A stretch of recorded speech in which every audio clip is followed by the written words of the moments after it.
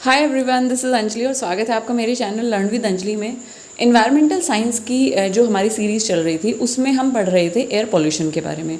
So we have come सो फार और हमने काफ़ी सारी चीज़ें एयर पोल्यूशन में डिस्कस कर ली हैं, जैसे कि पोल्यूशन क्या होता है, air pollution, primary air pollutant, secondary air pollutant, उसके साथ साथ गैसियस एयर पोल्यूटेंट्स और particulate air pollutants, sources of air pollution that can be like natural, that can be anthropogenic. So हमने सारी चीज़ें डिस्कस करने के बाद आज हम पढ़ने वाले हैं ब्लैक कार्बन के बारे में।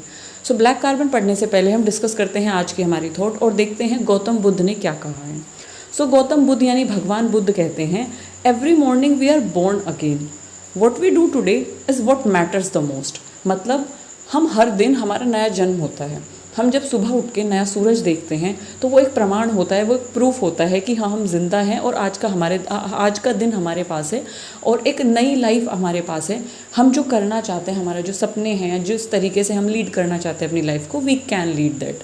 ओके, सो भगवान बुद्ध कहते हैं कि आपने पास्ट में क्या किया, आपने क्या किया, उसके बाद आप सोए, देन आप उठे, आप फ्यूचर में क्या करोगे वो मैटर नहीं करता, उसके बारे में आपको सोचना भी नहीं है। आपके पास आज का दिन है, आपको उसे फुलेस्ट जीना है। So live your life to the fullest. आपके पास आज का दिन है जो कि आपके कंट्रोल में है, तो आप आज क्या करते हो वो एक्चुअली में मैटर करता है, क्योंकि वही आपके पास्ट रिग्रेशन को भी चेंज करेगा और वही चीज़ आपके फ्यूचर को भी डिसाइड करेगी। So live your life to the fullest, live in your present and just love yourself and love your life. Okay, moving to this video, start करते हैं ब्लैक कार्बन के बारे में। So if we talk about black carbon, so black carbon जो है वो होता क्या है, सबसे पहले मैं इसके बारे में डिस्कस करेंगे। ब्लैक कार्बन को सूट के नाम से भी जाना जाता है। ब्लैक कार्बन एक तरीके का यू कैन से कि जब हम किसी चीज़ को बर्न करते हैं, कोई भी ऑर्गेनिक मटेरियल है, जब उसको बर्न करते हैं तो वहाँ से अगर इनकम्प्लीट कंबशन हो रहा है, यानी कि किस तरीके का ऑर्गेनिक मैटर हम बर्न करते हैं, जैसे कि आपने फॉसिल फ्यूल को बर्न किया, बायोमास को बर्न किया, बायोफ्यूल को बर्न किया, या डीजल पेट्रोल जो भी आपका बर्न हो रहा है, जब आप वेहिकुलर एमिशन जब हो रहा है तो वहाँ से अगर वो इनकम्प्लीट कंबशन हो रहा है, देखो कंप्लीट कंबशन में क्या होता है कि आपका जो फ्यूल है वो कम्प्लीटली ऑक्सीडाइज्ड हो जाता है, हीट एनर्जी आपको प्रोवाइड करता है। ओके, बट अगर इनकम्प्लीट कंबशन है तो वहाँ से आपके डिफरेंट तरीके के टॉक्सिकेंट्स रिलीज़ होते हैं और आपका जो फ्यूल है वो कम्प्लीटली बर्न नहीं हो रहा है, तो कम्प्लीटली वो एफिशिएंसी प्रोवाइड नहीं करेगा, वो हीट और लाइट की जो इंटेंसिटी है वो नहीं प्रोवाइड करेगा। तो इनकम्प्लीट कंबशन, ऑर्गेनिक मटेरियल की इनकम्प्लीट कंबशन की वजह से फाइन पर्टिकुलेट मैटर रिलीज़ होते हैं ब्लैक कलर के, जिसको आप ब्लैक स्मोक के नाम से जानते हैं। दिखने में ये कुछ इस तरीके का होता है। सो it is like a smoke kind of thing. तो आपको लगेगा, मैंने आपको प्रीवियस वीडियो में गैसियस एयर पॉल्यूटेंट और पर्टिकुलेट एयर पॉल्यूटेंट के बारे में बताया था। तो अगर क्वेश्चन ये आता है आपसे कि ये ब्लैक कार्बन किस तरीके का एयर पॉल्यूटेंट है, whether it is like particulate और गैसियस, तो देखने से तो ये गैसियस लग रहा है, बट ये गैसियस एक्चुअली है नहीं। क्यों? क्योंकि अगर आप इसको टच करते हैं सो ये कुछ इस तरीके का आपको विजिबल होगा। इसके जो पार्टिकल्स हैं they are very fine, like जो हमारा सैंड होता है या एक तरीके से जो नमक होता है, नमक के जो जितने महीन पार्टिकल होते हैं उससे भी कहीं गुना पतले या महीन या फाइन पार्टिकल्स ब्लैक सूट के या ब्लैक कार्बन के होते हैं। सो it is a kind of fine particulate matter. तो ये पर्टिकुलेट एयर पॉल्यूटेंट की कैटेगरी में आएगा। सो आई होप आपको ये चीज़ क्लियर हो गई होगी। नाउ मूविंग ऑन टू कि जो ब्लैक कार्बन है ये कहाँ से सोर्सेज क्या हैं इसके सोर्सेज जो हैं वो एंथ्रोपोजेनिक भी हो सकते हैं, नेचुरल भी हो सकते हैं, यानी कि ये नेचर की जो एक्टिविटीज़ है वहाँ से भी रिलीज हो सकता है, बट बहुत कम अमाउंट में।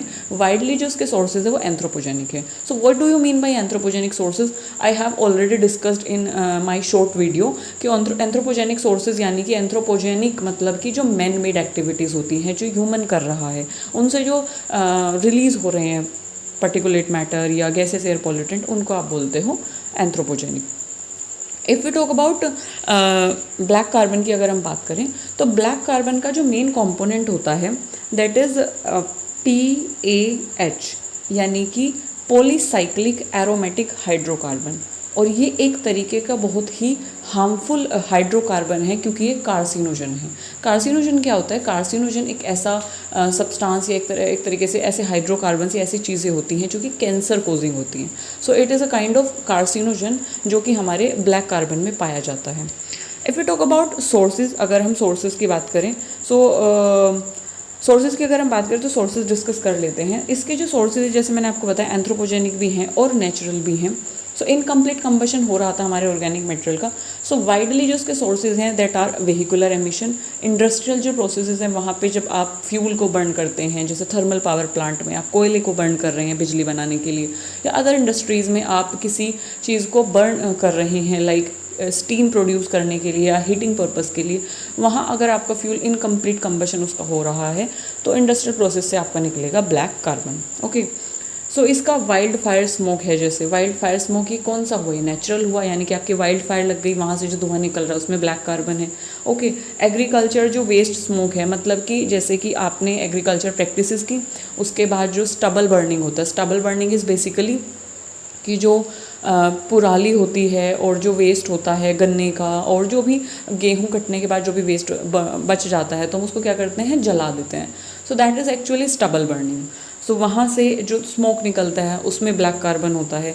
Residential wood and coal burning, जब आप अपने आसपास जब घरों में या हीटिंग पर्पस के लिए या छोटी मोटी जो इंडस्ट्रीज़ हैं आपके आसपास, जब वो लाइक डंग केक्स को बर्न करती है, वुड को बर्न करती है, तो वहाँ से जो स्मोक रिलीज़ होता है क्योंकि वो ऑर्गेनिक मैटर के बर्न होने से रिलीज़ हुआ है, और अगर उसका इनकम्प्लीट कंबशन है that create black carbon. Coal fired power plant, it is most like इसका सबसे ज़्यादा योगदान होता है ब्लैक कार्बन में। कोल फायर्ड पावर प्लांट यानी कि थर्मल पावर प्लांट, जहाँ पे कोयले को जलाकर बिजली बनाई जाती है, तो वहाँ पे काफ़ी इमेंस अमाउंट में हमारा ब्लैक कार्बन रिलीज़ होता है क्योंकि बहुत सारा कोयला बर्न होता है, स्टीम प्रोड्यूस होती है। इंजन्स और vehicular emission, as you all know कि व्हीकुलर एमिशन से रिलीज़ होता है। मैंने आपको पहले ही बताया कि इतनी सारी हमारी इंडिया की पॉपुलेशन है, इतनी सारी हमारी वर्ल्ड की population day by day increase होती जा रही है, और सभी लोग अपना लाइक व्हीकल सबके पास होता है। आजकल कार तो आम बात हो गई है, तो पेट्रोल डीजल का एक तरीके से बर्न होना आम बात हो गई है, तो वहाँ से व्हीकुलर एमिशन से काफ़ी इमेंस अमाउंट में ब्लैक कार्बन रिलीज़ होता है।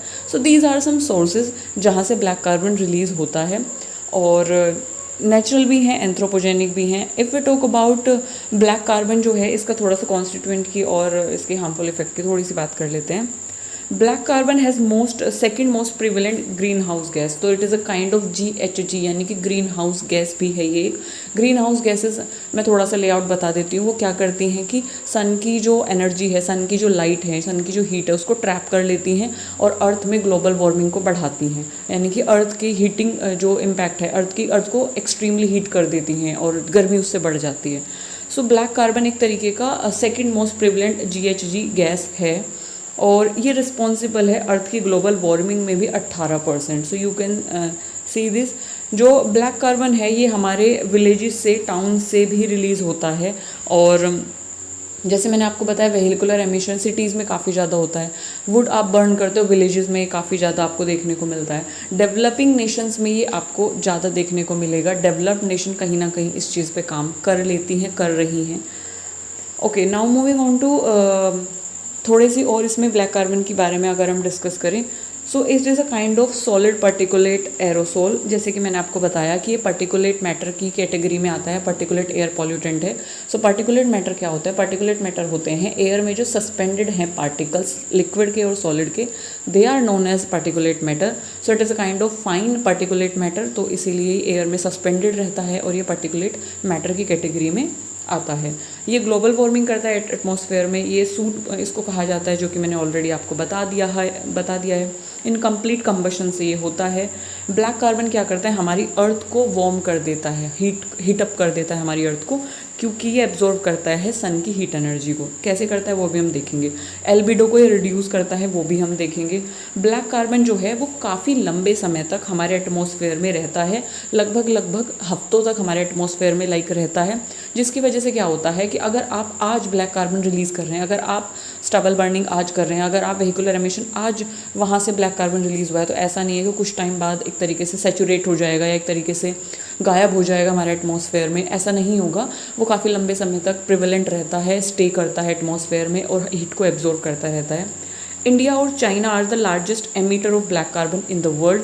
वर्ल्ड में इंडिया और चाइना इसके लार्जेस्ट एमिटर हैं। जैसे कि मैंने आपको अभी अभी बताया कि जो डेवलपिंग नेशंस हैं वो अपने डेवलपमेंट के चक्कर में क्या कर रही हैं, वो स्टबल बर्निंग भी कर रही हैं, वो व्हीकुलर एमिशन भी कर रही हैं, वो इंडस्ट्रियल प्रोसेस से भी इसको रिलीज़ कर रही हैं, थर्मल पावर प्लांट भी वहाँ पे सेटअप हैं। तो डेवलपिंग नेशन में इसका जो कॉन्स्टिट्यूएंट, इसका जो योगदान है, इसका जो कॉन्ट्रीब्यूशन है वो कहीं ना कहीं ज़्यादा है, जैसे इंडिया और China are the largest emitter. अब हम बात करते हैं कि जो ब्लैक कार्बन है वो किस तरीके से GHG गैस है और किस तरीके से वो जो है एल्बिडो को इंक्रीज़ करता है। सो एटमॉस्फेयर में क्या होता है कि हमारा जो ब्लैक कार्बन है, इसको फिनोमिना को यहाँ देखते हैं। देखिए जैसे ब्लैक, अगर सपोज़ करो यहाँ पे ये स्नो है या आइस है, तो अभी कोई ब्लैक कार्बन यहाँ पे रिलीज़ नहीं हुआ है, कोई ब्लैक कार्बन की एक लेयर यहाँ पे नहीं बनी है। तो सनलाइट यहाँ पे आएगी, आपका स्नो जो है वो क्लीन है, most of the sunlight is get reflected into the space. सबसे पहले मैं थोड़ा सा ना आपको एल्बिडो का कॉन्सेप्ट बता देती हूँ। एल्बिडो का मतलब होता है रिफ्लेक्टेंस या रिफ्लेक्टिविटी। किसी भी सरफेस से, अर्थ की जो सरफेस है, कोई भी सरफेस है, आपका स्नो है, फॉरेस्ट है, या ग्रीन आपका स्पेस है, ग्रासलैंड है, ओशन है, पानी कुछ भी है, तो वो कितना रिफ्लेक्ट कर रहा है, सन की जब लाइट उस पर पड़ रही है तो कितना अमाउंट वो वापस से रिफ्लेक्ट कर रहा है, उस रिफ्लेक्टिविटी को ही आप बोलते हो। कितना वो एब्जॉर्व कर रहा है टू द, वो कितना रिफ्लेक्ट कर रहा है टू द, कितना वो एब्जॉर्व कर रहे हैं, उसी को आप बोलते हो एल्बिडो। ओके, बेसिकली रिफ्लेक्टिविटी उसकी, ठीक है।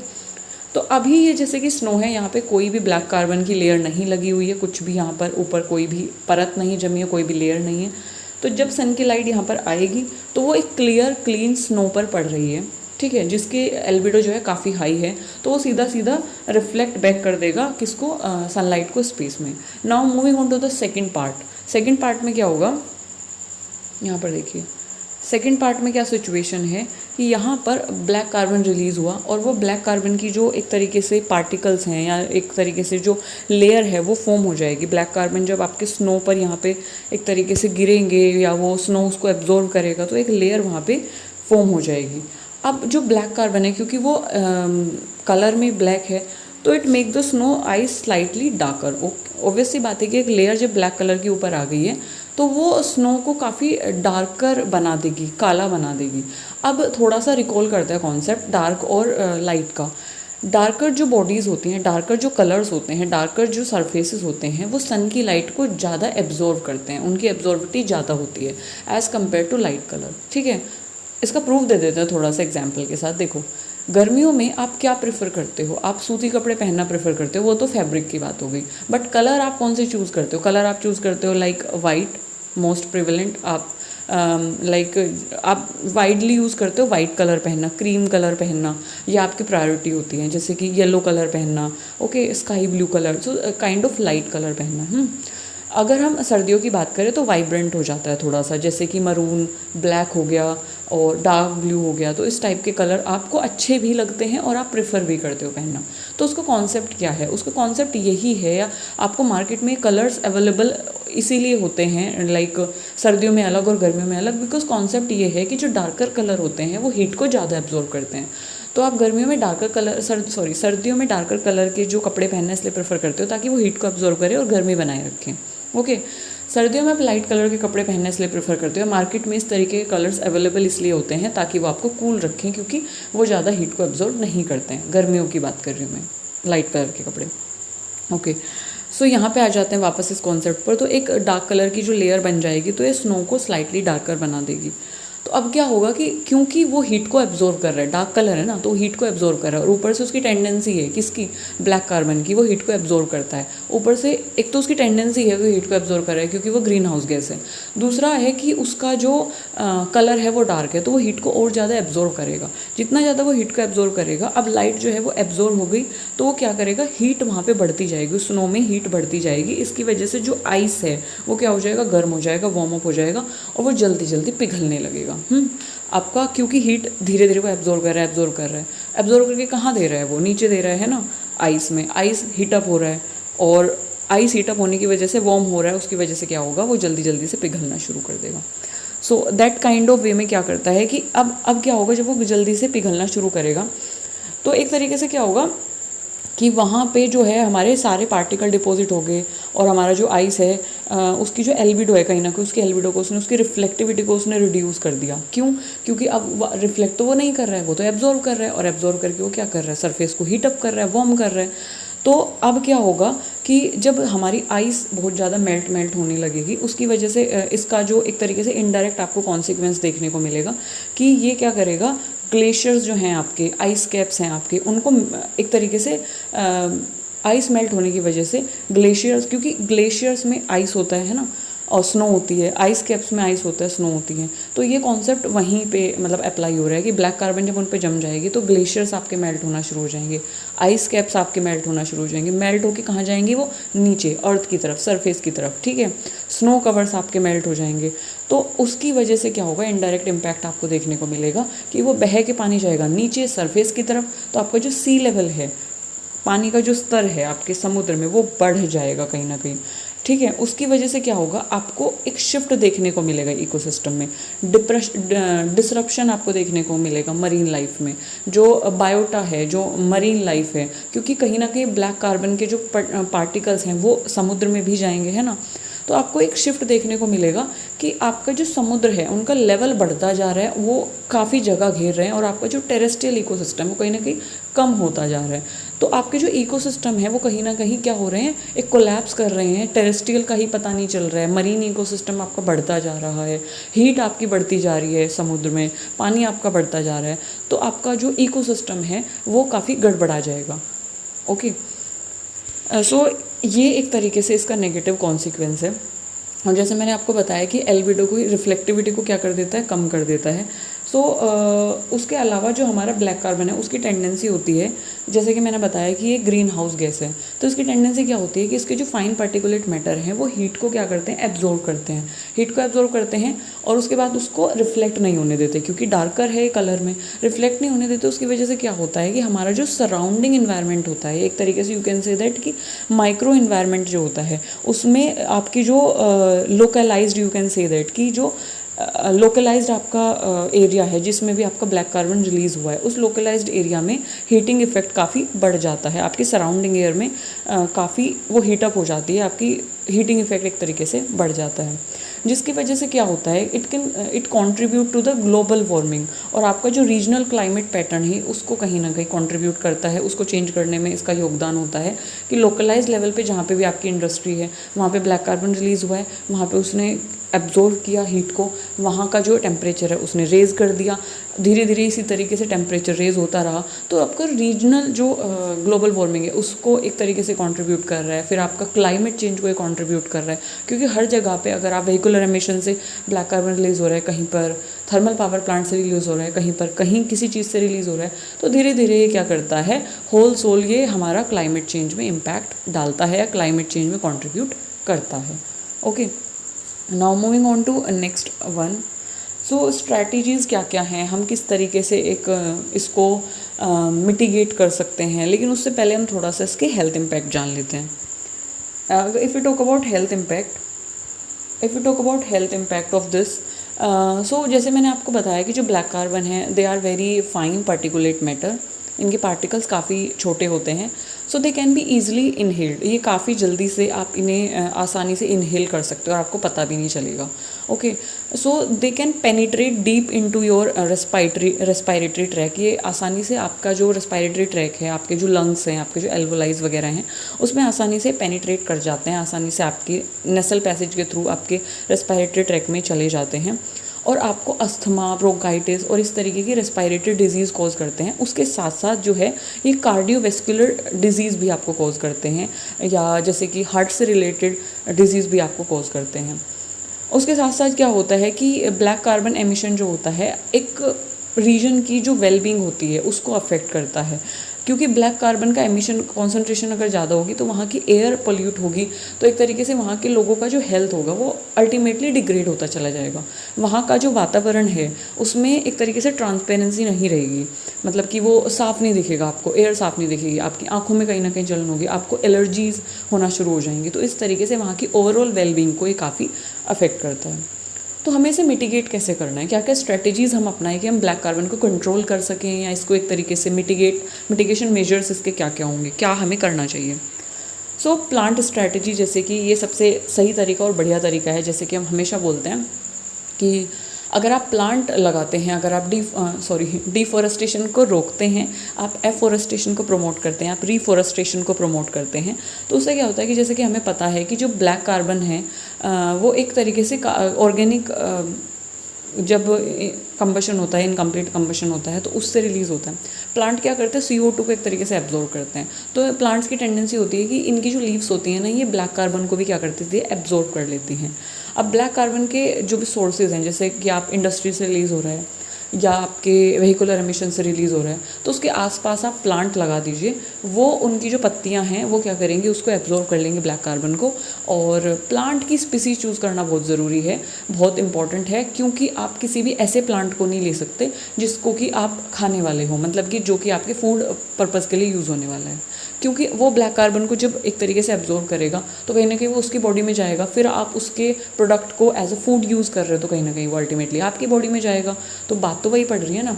तो आप इसमें अलग स्पीसीज़ चूज़ करते हो जो कि फाइटो रेमिडिएशन वाली स्पीसीज़ होती हैं, यानी कि जिनको हम पर्टिकुलेट मैटर जो एब्जॉर्ब करती हैं, बट आप उन्हें खाने के पर्पज़ के लिए यूज़ नहीं करते हैं। सो इस तरीके की कुछ स्पीसीज़ को आप यूज़ करते हो, प्लांट स्पीसीज़ को।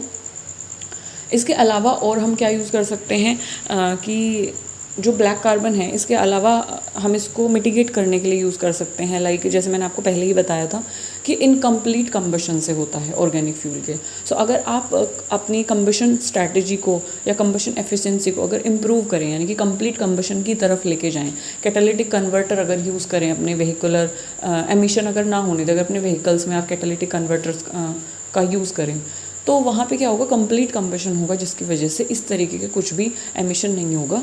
सो ये एक तरीका हो सकता है। आप क्लीनर टेक्नोलॉजी को अडॉप्ट करें, यानी कि आप बायोफ्यूल्स को अडॉप्ट करें, आप एथेनॉल को अडॉप्ट करें, आप फॉसिल फ्यूल या पेट्रोल या डीजल इस तरीके के फ्यूल्स को यूज़ ही ना करें जिनसे कि हाई अमाउंट में आपका ब्लैक कार्बन या पॉली एरोमेटिक हाइड्रोकार्बन्स रिलीज़ हो रहे हैं।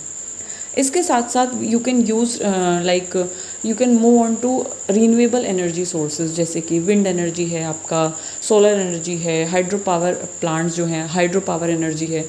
सो इस तरीके की एनर्जीज़ को अगर आप स्विच ऑन करते हैं तो they are like cleaner sources of energy, जहाँ से आपका कोई भी ब्लैक कार्बन वगैरह कुछ भी रिलीज़ नहीं होता है। और आप क्या कर सकते हैं कि बायोमास, जो स्टबल बर्निंग की हम बात कर रहे थे कि जो पुराली वगैरह है या एग्रीकल्चर जो वेस्ट है, बगैस है, बगैस इज मतलब कि जो आपका गन्ना होता है, गन्ने की जो वाइट कलर का जो सॉलिड वाला जो पार्ट होता है, छाल खाल मुझे नहीं पता उसको क्या बोलते हैं, वाइट कलर वाला जो पार्ट होता है उसको, मतलब उसको इंग्लिश में बगैस बोलते हैं, हिंदी में क्या बोलते हैं प्लीज़ मुझे कमेंट करके बताना। तो उसको जब हम जलाते हैं या पुराली को जब हम जलाते हैं तो वहाँ से आपका रिलीज़ होता है इस तरीके से ब्लैक कार्बन। तो अगर आप स्टबल बर्निंग नहीं करते हैं, अगर आप बायोमास बर्निंग को रिड्यूस करते हैं, डंग किक्स वगैरह का यूज़ ना करके आप LPG गैस वगैरह का यूज़ करते हैं, तो वहाँ से आपका इंडक्शन का अगर आप यूज़ करते हैं तो आप you can switch on to cleaner technology, basically मेरा कहने का मतलब ये है, ठीक है। और उसके साथ साथ जो है you can use sustainable practices, land practices, agriculture practices. तो जैसे कि आप ऑर्गेनिक फार्मिंग यूज़ करिए, जैसे कि आप कॉन्टोर फार्मिंग यूज़ करिए। तो इस तरीके की अगर आप एग्रीकल्चर प्रैक्टिसेस यूज़ करते हैं जिसमें कि सब कुछ ऑर्गेनिक होगा और किसी भी तरीके से एनवायरनमेंट को पोल्यूट नहीं करेगा, तो आपका ब्लैक कार्बन एमिशन से आप निजात पा सकते हैं और अल्टीमेटली इसके जो कॉन्सिक्वेंसेस आपको देखने को मिल रहे हैं एनवायरनमेंट में, उससे भी आप बच सकते हैं और अपने एनवायरनमेंट को क्लीन कर सकते हैं।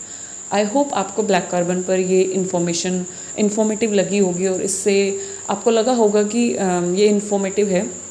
इसके बारे में और इससे आगे हम और भी चीज़ें डिस्कस करेंगे एयर पॉल्यूशन में ही, जैसे कि अभी हार्मफुल इफ़ेक्ट भी रहता है, और अगर मुझे कुछ इंपॉर्टेंट लगता है जो कि एग्ज़ाम में पूछा जा सकता है, मैं उस पर अलग से एक वीडियो बना दूँगी जिस तरीके से मैंने ब्लैक कार्बन पर बनाई है। तब तक के लिए इसको पढ़ते रहिए। Stay healthy, stay happy and take care.